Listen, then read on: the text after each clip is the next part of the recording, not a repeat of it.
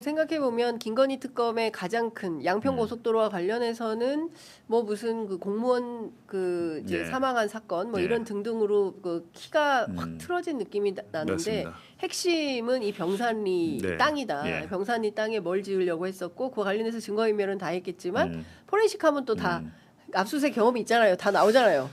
근데 이제 제가 김건희 특검에 그걸 좀 해보라고 하니까는 네. 하수처리 문제 이거는 명백한 위법이니까 이거 하면 되는 거 아니었더니 그거 사실 뭐라고 그 하는지 아세요? 양평군 의원 여현정 김건희 의원이 특검 끊임없이, 쪽에서 예. 저희도 안 그래도 그 얘기하신 걸 들었는데 예. 공소시효가 끝났습니다 이러더라고요. 아. 그럼 공소시효가 끝나면 수사 안 하나요? 왜냐하면 이건 범죄의 연속선상에 있는 건데 개발부담금 영원으로 만든 거에 네. 그건 마지막이잖아요. 그게 범죄의 마지막. 그쵸. 그 범죄의 시작은 2010년부터 사실 여기 개발로 시작했다가 직구 분양하고 2014, 15, 16인데 공소시효 문제가 아니라 수사를 이거는 범죄가 쭉 오랜 기간 이루어진 거면 앞단에도 해봐야 되잖아요 수사를. 그렇죠.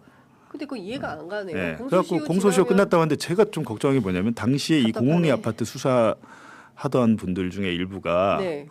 예전에 경찰에서 이 공흥리 아파트 수사했는데 좀 제대로 안 했잖아요. 그분들이 좀 와 있다는 얘기가 있었습니다. 그러니까 지금 셀프 우리가 수사 비슷하게 된 거죠. 그러네요. 그러니까 지금 보면 그 김건희 특검의 가장 큰 문제가 네. 그 삼부토건이나 또 그 삼부토건하고 또 하나 뭐죠? 같이 연관되어 있는 파생되어 있는 그 하여튼 그 주가 조작과 관련해서도 도이치. 도이치 네. 뭐 삼부 그다음에 이제 또 하나 이렇게 해서 남부지검에서 하던 팀들이 도루가 있더라라는 거지 않습니까? 그러니까 거기에서 사건을 뭉갰던 사람들이 특검에 와서 똑같은 방식으로 뭉개고 있으면 제일 중요한 건 2차 특검의 수사 의지 같아요. 네. 얼마나 적극적으로 수사해서 밝혀내겠다라는 의지가 굉장히 중요한 건데 말씀 주신 대로 이거 뭐 공소시효 지나가지고요. 이거 끝난 건이라 저희가 들여다볼 수 없고요. 뭐 이런 식의 태도라면 네. 수사하기 굉장히 어렵겠다. 그러면 1차 특검하고 2차 특검하고 차이가 뭐야? 이런 비판이 있을 수 있지 않겠습니까? 그러니까 제가 볼 때는 사건과 이해 충돌이 있는 검사들은 배제를 해야 됐고 된다. 경찰도 마찬가지고 경찰도 마찬가지고 그 사건 관련해서 뭐 전에 공흥리 아파트를 수사해봤다든지 네, 이런 외부 경찰들은 빼는 게 좋을 것 같습니다. 빼고 새롭게 구성하는데 2,000명 검사 중에 특수부검사 100명도 안 되는데 네. 거기 안에서만 찾지 말고 보면 이제 칼잡이는 칼잡이가 잡는다는 논리로 해가지고 거기서 네, 안에서 네. 돌려서 그냥 쓰거든요. 네, 심지어는 저 윤석열 명예훼손건 저를 수사했던 검사도 막 들어가 있고 이랬어요. 김건희 특검에. 진짜. 네, 그거는 윤석열 명예훼손을 위해서 조사도 하지 않고 사실상 기획함용 수사에 부역을 한 거잖아요. 아마 본인도 저보다 어려요. 네. 본인도 알 거예요. 이게 지금 잘못돼 있다는 거 알 텐데 조사를 제가 받아보면 사람 괜찮습니다. 착해요. 근데 범죄라는 것은 예전에 뭐 독일 2차 대전 범죄도 나중에 단죄할 때 사실은 소극적으로 그냥 기계적으로 일한 사람들도 있는데 너는 나치 수용소에서 그냥 비서가 타자 친 사람 80세, 90세 때도 다 찾아가지고 처벌하잖아요. 그렇죠. 독일을 예, 그렇죠. 소극적인 부역도 부역인 거죠. 예, 근데 그런 거에 대해서 우리는 하질 않으니까 문화 자체가 네.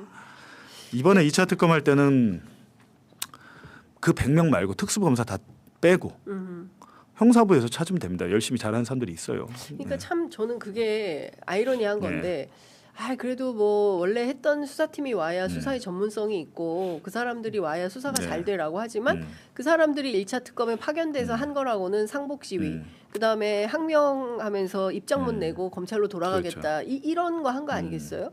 그래서 그런 사람들이 또 2차 특검에 다시 들어오게 된다면 불을 보듯 뻔한 안 되죠. 거죠. 한 두세 번 연정해서 한 1년 한다고 생각하고 길게 보고 왜냐하면 이제 기록이 수십만 장 되다 보니까 네. 야 이거를 모르는 애가 와서 그 언제 금방 합니다. 하느냐. 저도 하는데 저도 그 기록 보면서 기사 다 쓰는데 네. 열심히 하면 다 되는 거거든요. 네. 뭐 기록이 어렵습니까? 의지가 중요한 거지. 그렇죠.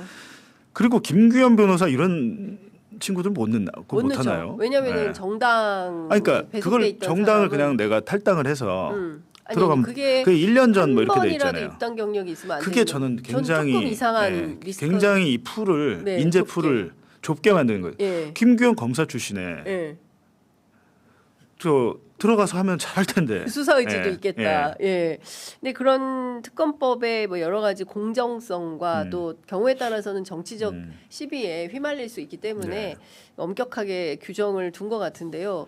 그렇다 하더라도 그 검찰에 있으면서 일도 안 하고 뭐 사건을 뭉갰던 사람을 다시 불러다가 하면 맞습니다. 저는 전형적인 예산 낭비의 다름 아니다. 그럴 거면 뭐하러 하냐라는 비판이 나올 수 있기 때문에 차제에 특검을 구성하는 것부터 분명하게 잘 해야 되지 않을까라는 생각이 좀 듭니다.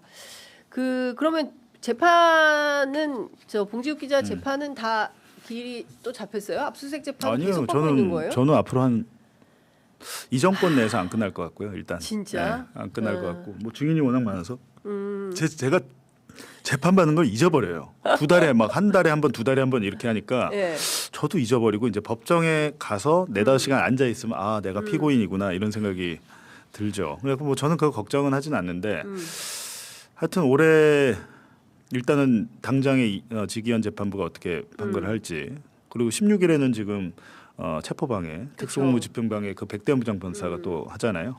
이렇게 줄줄이 선고가 내려질 텐데 하여튼 정리가 특히 내란 관련해서는 정권 내내 좀 한번 해봤으면 좋겠다. 정권 내내. 국방부에서 지금 뭐 전담 팀 만들어서 하고 있다 그러는데 그게 잘 안 되는 모양이에요. 그러니까 제대로 안 되는 것 같고 오히려 또 당시에 HID 부대 파견 나가 있던 사람이 그대로 직을 유지하고 있고 뭐 여러 가지로